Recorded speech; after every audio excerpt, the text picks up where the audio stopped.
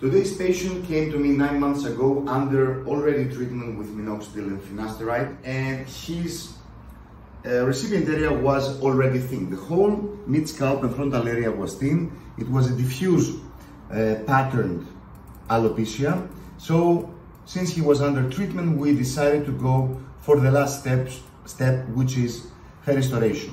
Now, hair restoration surgery on this area is quite challenging because there are a lot of native hairs here, and it can be dangerous to damage this hair if someone is not very meticulous and precise. But this is not the case in my clinic. This is the result of my patient 9 months after. He's using the same treatment as he used to, and all this hair, all this thickness that you see is from the hair restoration that we performed.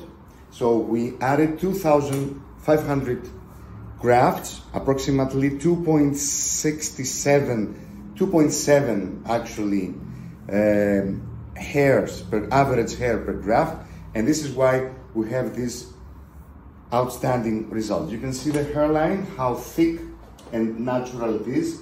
The hairline was rebuilt and it looks great.